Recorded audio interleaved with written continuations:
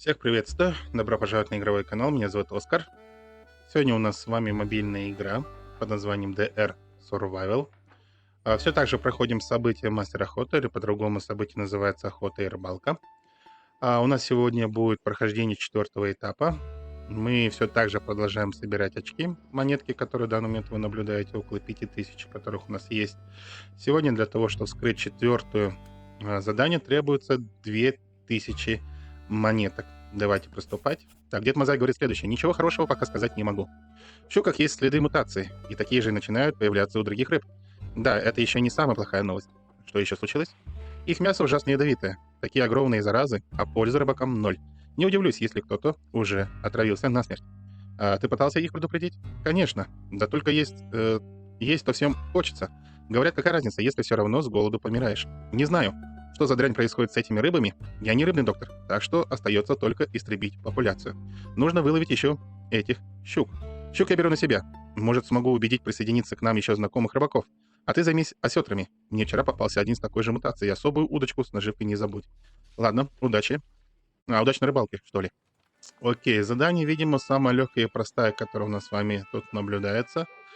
Мы тут, видимо, должны приехать на место положения, купить нам удочку, и в итоге, получается, вопрос будет полностью решен. Так, подождите, давайте вначале мы еще раз уясним. Вот 8 штук, получается, вот такого осетра нам нужно будет выловить. Лесничный поручил мне выполнить несколько мутировавших рыб. Он считает, что их мясо и икра крайне ядовито. Но я сам еще удивляюсь, почему до сих пор все рыбы тут мутантами не стали, а мы до сих пор ловим какую-то маленькую рыбку. Так, что нам нужно будет сделать? В первую очередь мы заходим в магазины, без этого тут никак. Покупаем синюю удочку, сразу же берем 10 колебалок, на это мы тратим 100 жетонов, и в итоге, получается, сейчас будем ловить.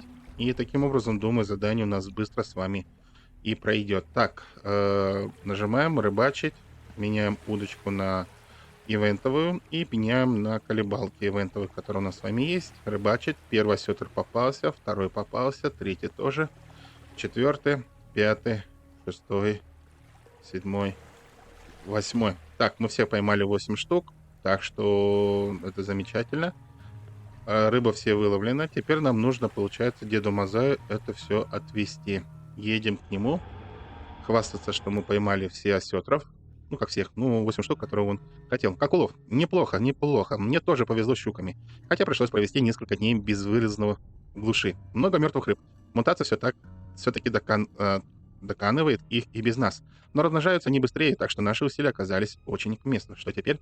А что остается? Надеяться, что мы оказались быстрее заразы. И эти рыбы не успели размножиться. Я немного отдохну и проверю водоемы. А мне что делать? А ты, смотрю, не очень-то устал. Радуйся, что молодость пока позволяет. Но только не в поселении деньги просаживай. Там ты мало чему научишься. Я подумаю предложить тебе поохотиться на особую крупную живность. Такую, что затопчет и не заметит. Тогда пойду готовиться. Интересно, это получается медведь, да, у нас будет следующий? Так, мы получили с вами очередной ящик. Давайте посмотрим, что в этом ящике у нас есть. Тут у нас, такой набор, я бы не сказал. Хотя бы вот здесь поставили бы вы взрывчатку, ту бомбу, которая только монетками покупать, а остальное, так себе, честно признаться, за данный сюжет. Ну, хотя мы поработали всего лишь минутку. Думаю, на это тоже достаточно. Ладно, вскрываем. Его полностью все заполучаем. То, что получили, то получили. Обратно возвращаемся, получается, на базу. И все, мы, получается, выполнили. Следующее задание требуется 2750 жетонов. Это загонщик. После выстрела из этого автомата все другое оружие из событий мастер охоты будет наносить дополнительный урон. У нас, получается, есть с вами ножик, холодное оружие ближнего боя. Также у нас есть пистолет, автомат. И в дальнейшем, видимо, уже будет что-то в виде арбалета гюрза, который здесь у нас имеется. Но это уже в следующих сериях. У нас осталось всего лишь 11 дней до окончания данного ивента. Многие спрашивают, как мне удается быстро заполучать те или иные жетоны. Ну, здесь имеется очень просто. Причина того заключается в том, что, во-первых, у меня очень большое количество ресурсов. Я уже начал прохождение данной игры с прошлого года, по-моему, с августа или сентября месяца. И за это время накопилось большое количество различных необходимых компонентов. Даже вот сами если патроны имеются в большом количестве, я почти не охочусь. Все проходится на автовыборе. То есть вся охота у меня где-то в течение 3 или 4 минут полностью происходит геноцид в лесу, потом геноцид происходит радиоактивным, и потом уже после радиоактивной пустоши радиоактивный лес, и иду дальше уже на радиоактивные болота. Все это процесс занимает около 10 минут. За это время мы получаем с вами необходимые компоненты. Это получается заметка охотника, а также след добычи. Что касается по поводу икры, то мы, конечно, съедаем рис.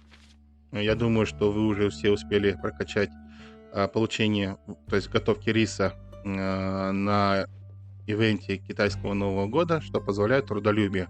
Разделка ресурсов при туше составляет 50%. Что в свою очередь получается, когда вы разделываете животные, которые у вас имеются.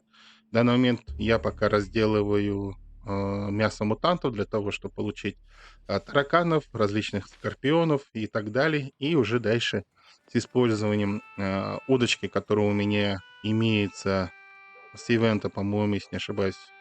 Какого же ивента мы получили такую удочку? По-моему, с Хэллоуина, да? Удочку, да, по-моему, с Хэллоуина мы получили вот эту удочку. И в итоге, получается, у нее есть определенные... Сейчас, подождите, дайте я найду ее. Вот она. Скорость ловли почти 600%.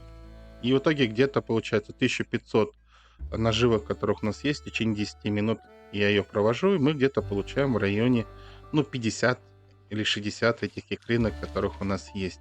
Единственное, теперь самая тяжелая проблема, это у нас, конечно, заключается журнал «Егерь». Его уже очень тяжело будет заполучать, по крайней мере. Я уже объехал все, как вы видите, здесь. Уже скоро Байкал мы полностью объедем. Здесь мы уже все полностью почистили, расчистили все, что имеется. Дальше теперь нужно уже уходить именно в эту часть за поиском этих журналов.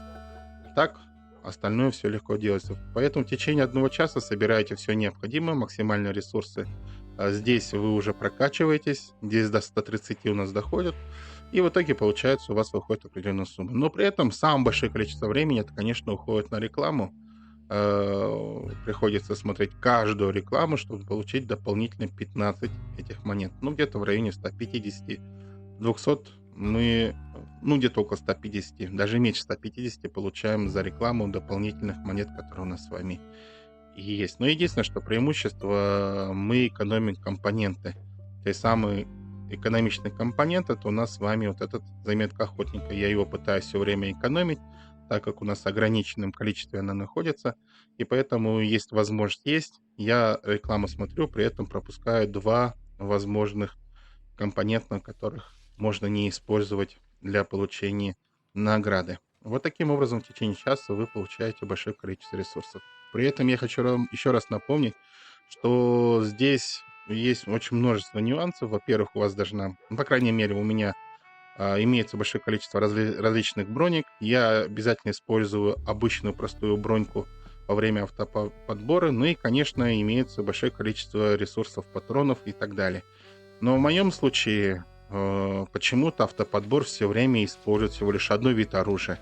Это получается вот этот меч, Frosthorn. И все, только на нее, получается, я трачу радость. А радость я получаю из того, что порадовать жителям. Проезжаюсь по Новосибирску, Красноярску, Иркутску, и в итоге, получается, ставлю своих миньонов, и миньоны мне потом приносят необходимые значки радости, для того, чтобы можно было использовать ивентовое оружие. Вот таким образом мы с вами почти беззатратно с вами работаем. Но единственное, что затрат, конечно, это в дальнейшем уже из починки всех тех оружий, которых у нас с вами есть. То есть имеется не оружие, а имеется в виду броньки, которые мы с вами потратили. Каждая бронька в размере 28 тысяч вот этих марок, она требуется для восстановления. Как вы видите, мне более 1 миллиона из-за того, что я уже города все посмотрел. А при лутании городов мы еще используем очень простую вещь. Торбо антиквары, которые нам дают дополнительно еще получение необходимых. То есть во время лута предметов. То есть, получается, если вы получаете вот печатную машинку, то она еще плюс одну печатную машинку добавляет и так далее. А там может быть получиться очень хорошие луты. Например, э, может попасться пианино, например, да, может попасться столярный какие-то станок, то в итоге получается не около 6000 стоит, около 5000 стоит. И в итоге мы вот таким образом собираем большое количество финансовых ресурсов, которые нам помогает очень быстро проходить. Поэтому, уважаемые зрители, уважаемые подписчики, если вы проходите, я вас очень хорошо понимаю, на начальных этапах это очень сложно делается, требуется большое количество ресурсов, нервов, времени. Тоже через это все полностью проходили, но тогда, когда вы достигаете уже 100-го уровня, то она уже теряет какой-то определенный смысл. И здесь просто делается все на автомате, и сложностей, как вы сами видите, никаких уже нету. Ну что ж, на этом у меня все. Если вам серия понравилась, не забывайте подписываться на канал, нажимать на колокольчик для того, чтобы не пропустить выхода новых серий. Ну и, конечно же, поддержите своим жирным лайком. На этом у меня все. Увидимся уже с вами в следующих сериях. Всем желаю вам удачи и успехов. Пока.